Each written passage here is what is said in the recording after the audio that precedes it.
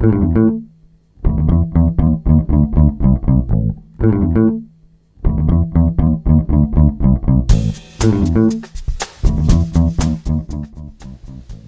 should be celebrating.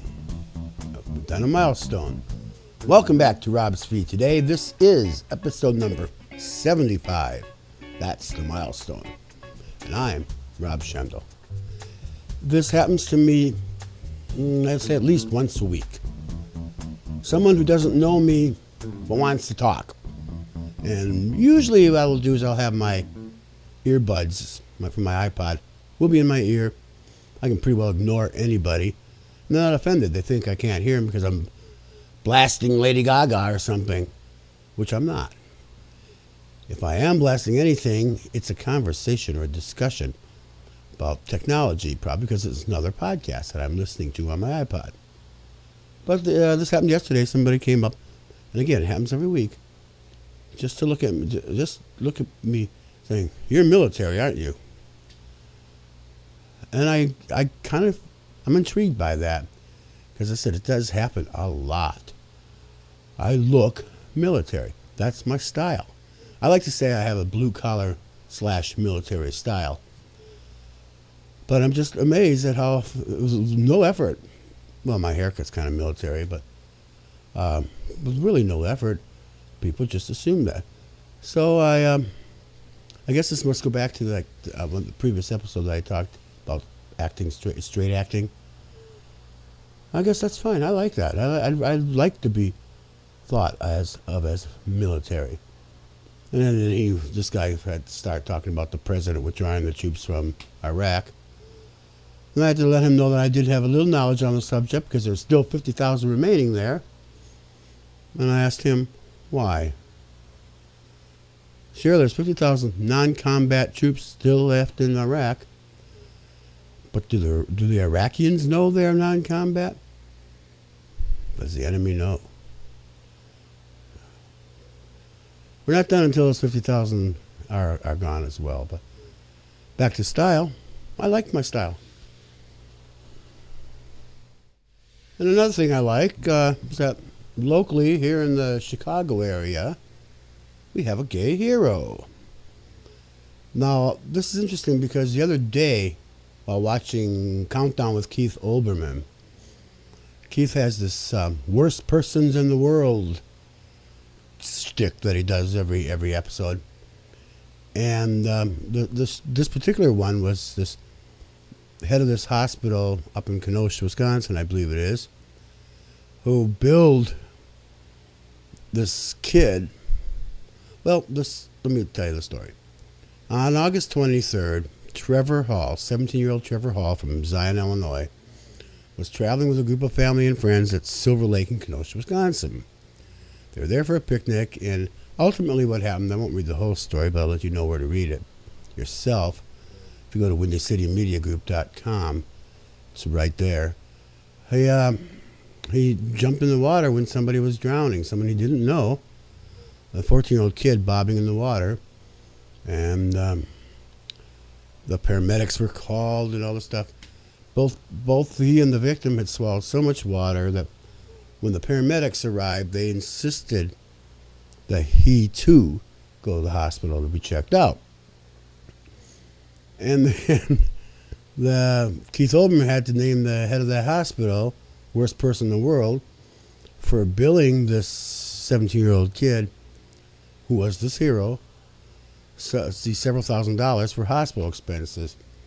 That I did see a retraction on that later, that they had decided against billing him for it, but that wouldn't cover the $800 for the ambulance.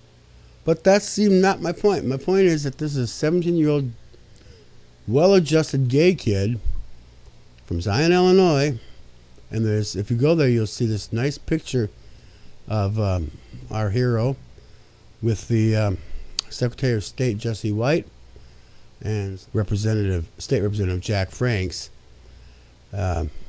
He's given a proclamation and a check to cover the outstanding ambulance bill, and he looks very nice in the picture. But I'm just overwhelmed that this as I said, well-adjusted gay kid did the heroic thing. Dateline Australia. Anti-gay member of parliament says porn was research. Well, I guess the United States doesn't have any monopoly on right-wing hypocrisy, because the Reverend Fred Nile, what they call a Christian Democrat member of parliament in New South Wales, Australia, said that porn accessed on a parliamentary computer under his login likely resulted from official research and not someone sitting there perving. According to the Herald Sun, the parliamentary audit turned up close to 200,000 hits, which Nile blamed on research for his efforts to tame the porn industry. Nile said he asked for an investigation into whether the computer system had been hacked, and added that he welcomed the forthcoming investigation into his office's other computers.